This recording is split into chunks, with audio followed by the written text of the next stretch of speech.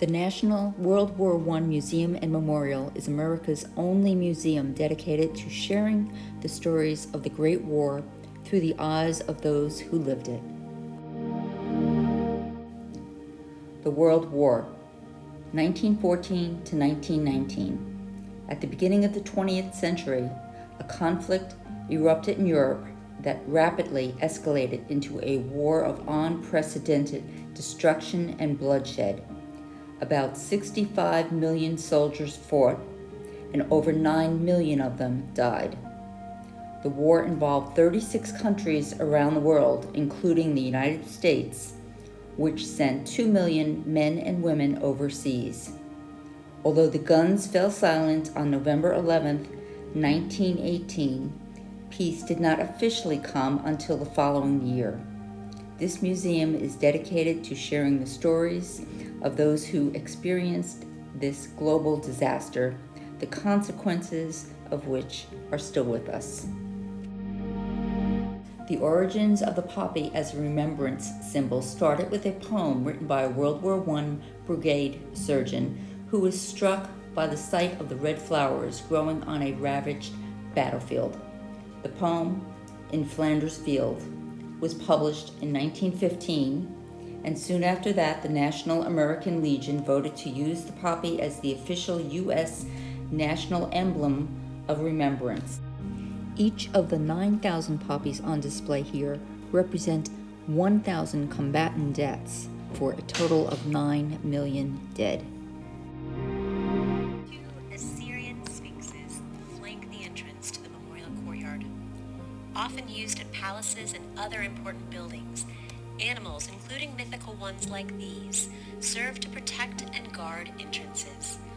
Assyrian sphinxes, creatures with the body of a lion, the wings of a bird, and the head of a human, are often sculpted as large and imposing, and often seen in pairs.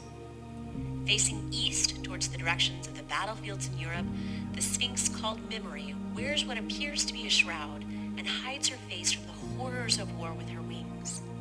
Oriented towards the west, Future also covers her face, but in a symbolic representation of the unseen future. One of the most common images associated with World War I is the trench. Designed to protect soldiers from artillery and machine gun fire, these lines existed on every major front during the war. Although conditions varied, trenches were often muddy and infested with rats and bugs, keeping soldiers from sleep and many times from shelter. Even brief time in the trenches could leave men physically and mentally weary.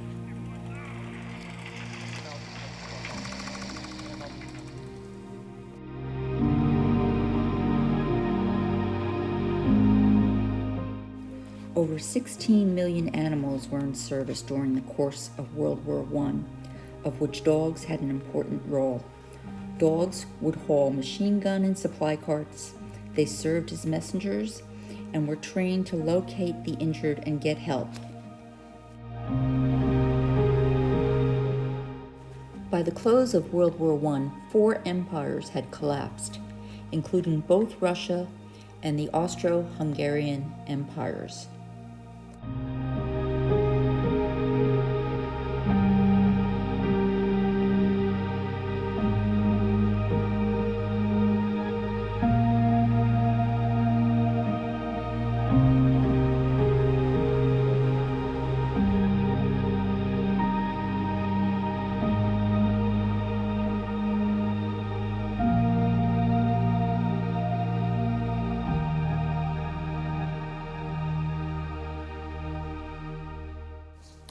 The Liberty Memorial Tower has an observation deck that gives visitors a 360-degree view of downtown Kansas City.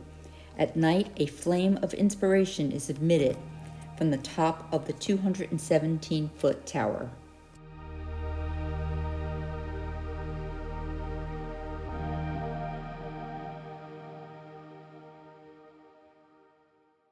The beautiful fountain outside of Union Station, Kansas City, Missouri. It will reach a certain height, and then you'll hear firecrackers going off. There we go.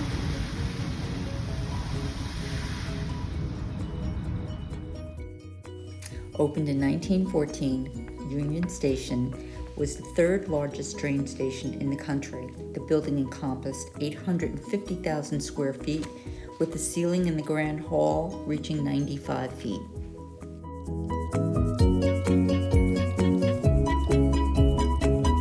Okay, we just walked into Union Station, Kansas City, Missouri. Quite magnificent.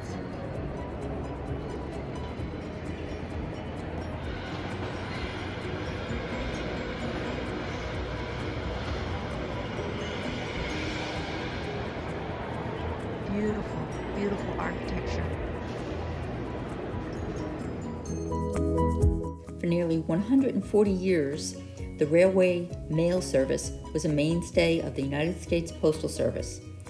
Between 1838 and 1977, much of the mail passed through Kansas City, and after 1914, the mail came right through Union Station, where it was delivered across the country. The electric baggage wagon, shown here, would load and unload all the cargo. As early as 1869, mail on the fly allowed for a smooth transfer of mail at full speed. I'm just loving the detail on this hardware. This station clock, believe it or not, is 6 feet in diameter.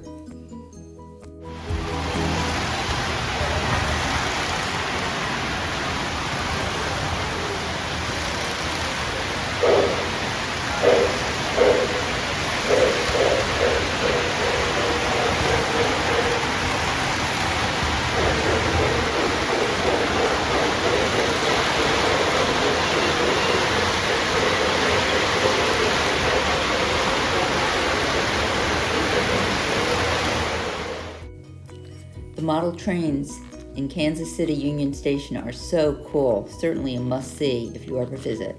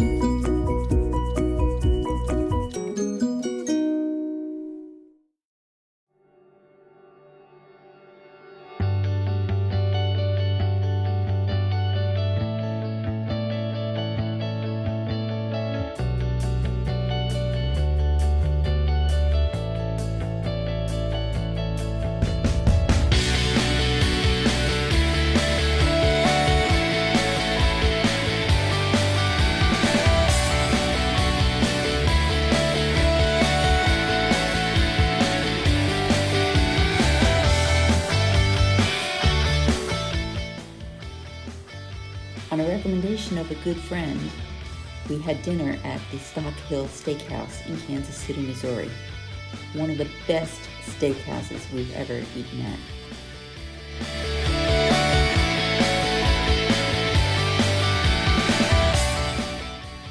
And like anything else, you pay for quality, but well worth it.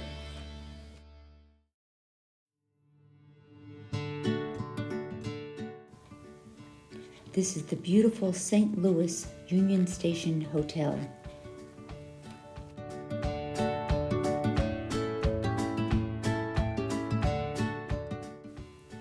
The interior of this hotel is just magnificent.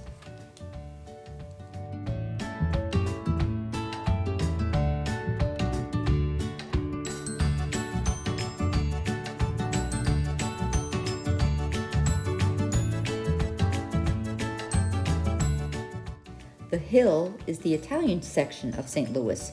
The homes are adorable, very compact and neat, and there are dozens of restaurants and bars to enjoy really good Italian cuisine.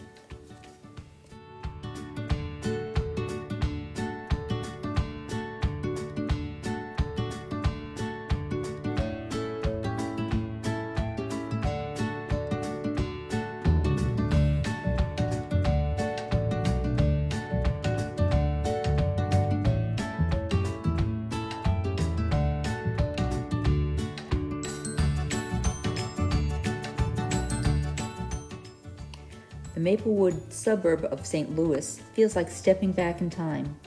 Most of the homes were built in the early 20th century, and we discovered a wonderful little diner for breakfast.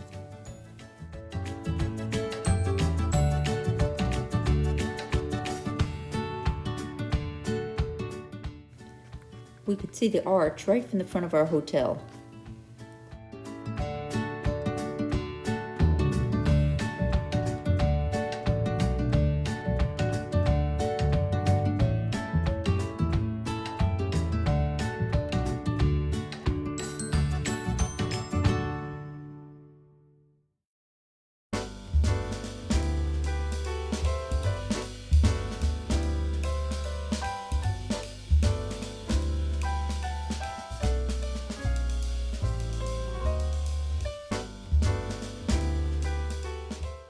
Flags were at half-staff because we're visiting on 9/11. Never forget.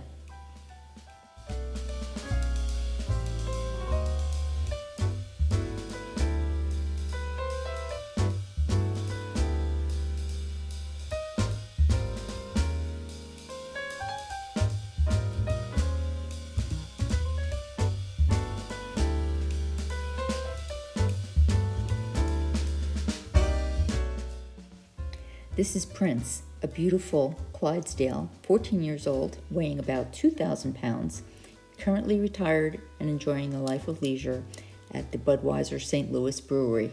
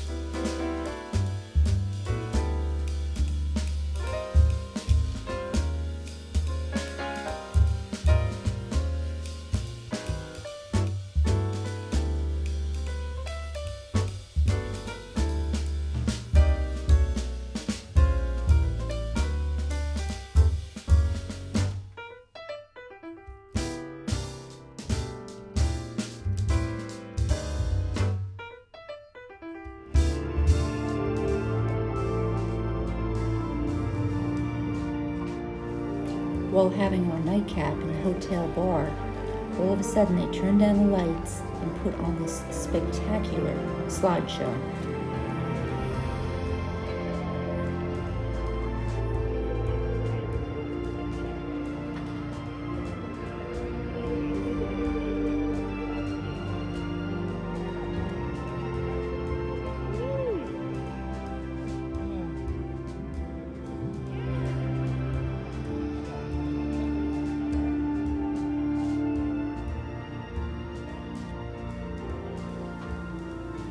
Beautiful, just beautiful. I felt like I was diving again in Bon Air.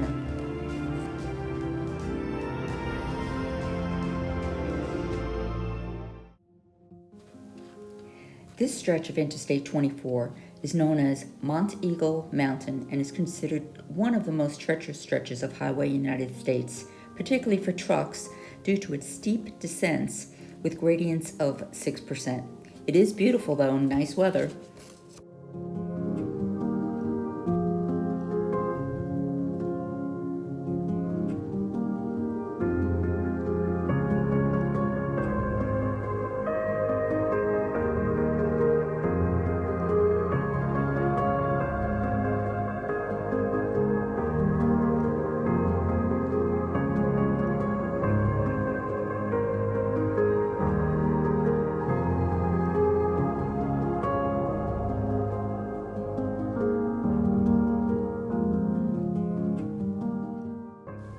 In the summer of 1897, Tennessee celebrated 100 years of statehood. The Tennessee Centennial Exposition hosted 1.8 million visitors who came to marvel at the elaborate buildings and exhibits, including the Pantheon replica.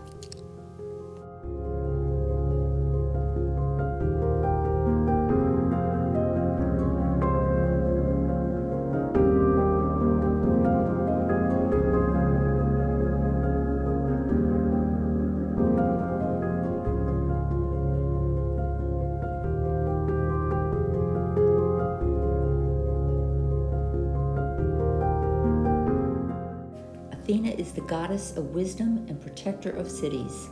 She stands 42 feet tall in the center of the Pantheon. Her shield protects a snake, indicating her role in defending the people of Athens from harm.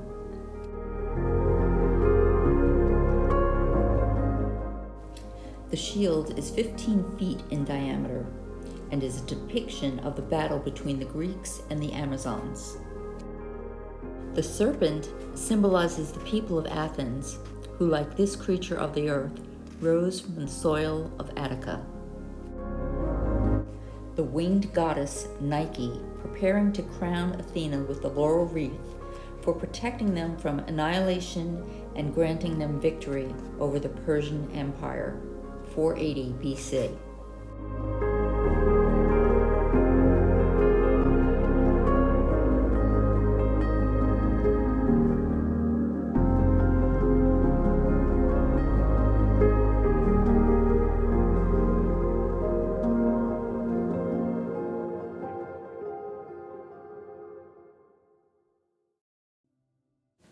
We visited Germantown, a suburb of Nashville, in search of some good German food, only to find out there are no German restaurants.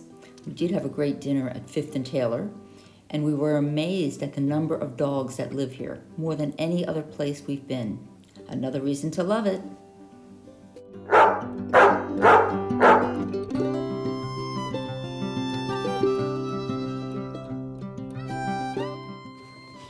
While Broadway was a little too honky-tonk for us, there are many other beautiful sections of Nashville to enjoy.